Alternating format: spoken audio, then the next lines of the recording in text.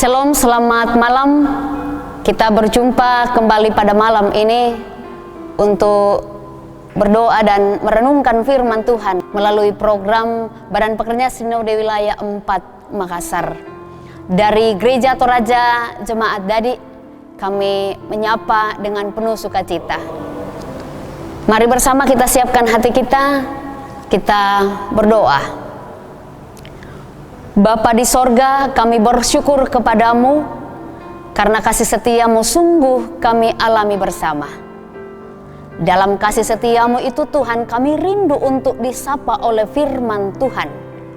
Bersabdalah bagi kami ya Tuhan, sentuhlah hati kami, sehingga firman-Mu yang akan kami dengarkan saat ini dapat bermakna dan menjadi bagian dalam kehidupan kami. Demi Kristus Tuhan kami berdoa. Amin. Saudara, malam ini kita akan bersama-sama membaca dan merenungkan firman Tuhan dari Injil Lukas pasal 7 ayat 36 sampai ayat 39. Firman Tuhan mengatakan, seorang Farisi mengundang Yesus untuk datang makan di rumahnya. Yesus datang ke rumah orang Farisi itu lalu duduk makan. Di kota itu ada seorang perempuan yang terkenal sebagai perempuan berdosa. Ketika perempuan itu mendengar bahwa Yesus sedang makan di rumah orang Farisi itu, datanglah ia membawa sebuah buli-buli pualam berisi minyak wangi.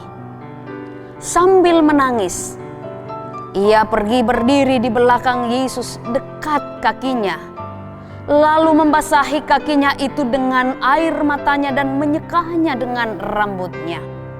Kemudian ia mencium kakinya dan meminyakinya dengan minyak wangi itu. Ketika orang Farisi yang mengundang Yesus melihat hal itu, ia berkata dalam hatinya, jika ia ini nabi, tentu ia tahu siapakah dan orang apakah perempuan yang menjamahnya ini. Tentu ia tahu bahwa perempuan itu adalah seorang berdosa. Amin. Saudara yang kekasih dalam Tuhan, tamu adalah raja. Adalah suatu ungkapan yang sering kita dengarkan diungkapkan oleh banyak orang, dan mungkin barangkali kita pernah mengungkapkan kata-kata itu.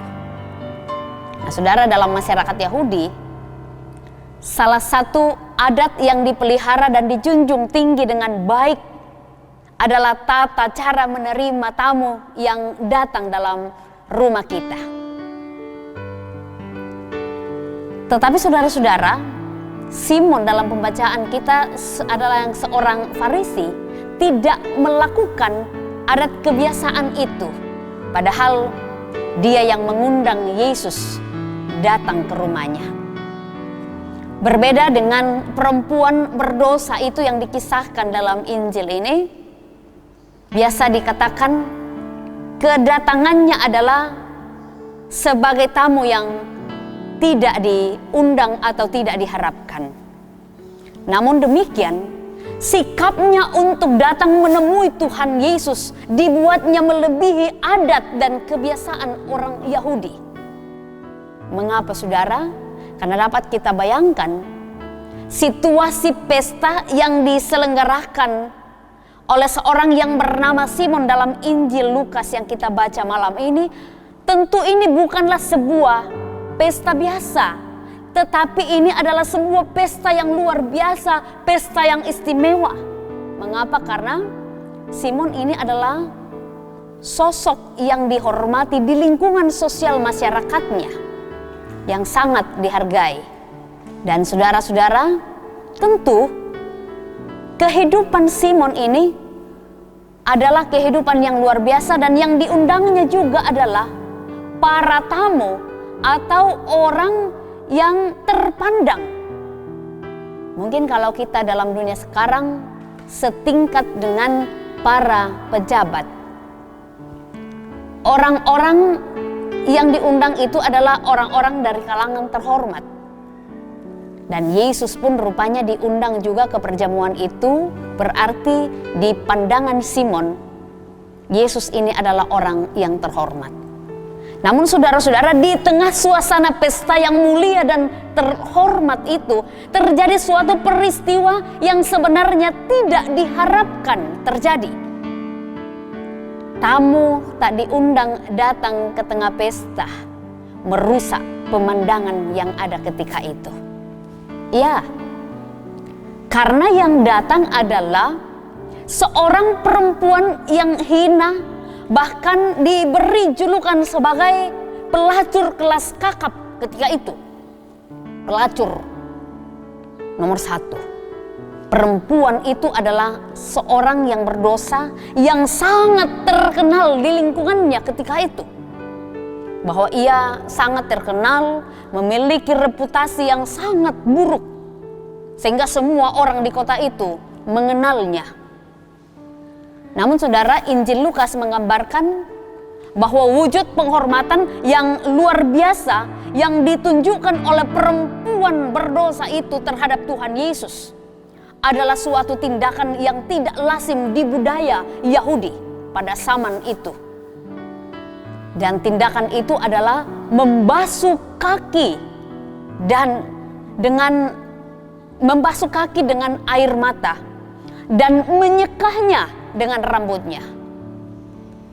Mencium kaki Yesus dan meminyaki dengan minyak wangi itu bukan sebuah tindakan yang biasa. Perempuan itu datang kepada Yesus dengan totalitas dan penuh dengan kerendahan hati. Ketika ia mendengar bahwa Yesus sedang berada di rumah orang Farisi itu, perempuan berdosa itu pun tidak menyia-nyiakan waktu, tidak menyia-nyiakan kesempatan yang ada. Segera ia datang kepada Yesus dengan membawa sebuah buli-buli pualam yang berisi minyak wangi yang harganya sangat mahal. Di mana hal ini berarti perempuan ini datang kepada Yesus dengan membawa persembahan terbaik yang ia miliki. Dia tidak peduli cibiran atau cemoohan orang lain terhadap dirinya. Tekadnya untuk datang, tekadnya hanya satu, yaitu bertemu dengan Yesus. Karena itu saudara yang kekasih dalam Tuhan, ketika kita merenungkan firman ini, rupanya Simon tidak memberikan air untuk membasuh kaki Yesus. Tetapi rupanya perempuan berdosa itu membasahi kaki Yesus dengan air matanya dan menyekahnya dengan rambutnya. Simon tidak mencium kaki Yesus, tetapi perempuan berdosa itu terus mencium kaki Yesus. Simon tidak meminyaki kepala Yesus, tetapi perempuan berdosa itu meminyaki kaki Yesus dengan minyak wangi, minyak yang sangat mahal. Karena itu saudara-saudara, untuk apa dilakukan semua itu? Tentu untuk menyembah Yesus. Untuk menyembah Yesus, perempuan ini rela dianggap sebagai seorang wanita atau seorang perempuan yang tidak sopan. Bahkan mungkin di pandangan mereka perempuan ini tidak bermoral. Namun dengan iman dan dengan pengabdiannya kepada Tuhan, ini merupakan teladan tertinggi dari apa yang diinginkan oleh Allah dari orang yang percaya kepadanya. Luar biasa, saudara-saudara.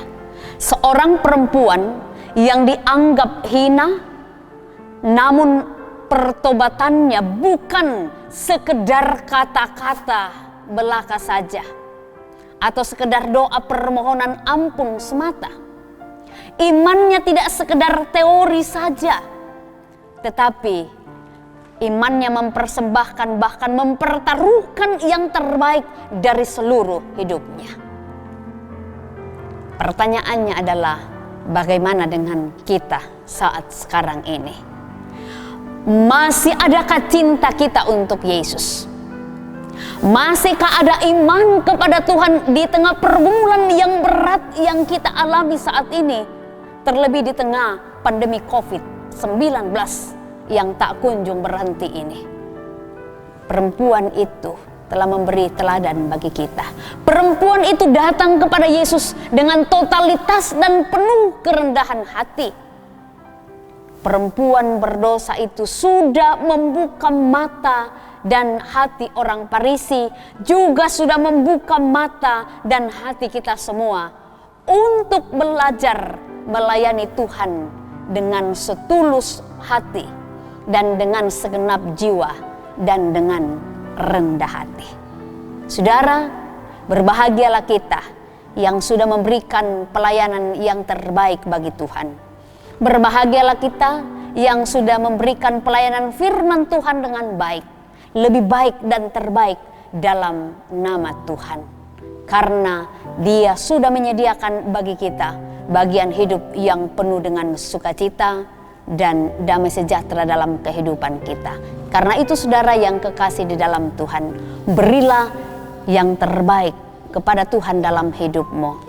Karena itu yang Tuhan inginkan, karena Ia telah memberikan yang terbaik bagi kita sejak semula. Terpuji Tuhan. Amin.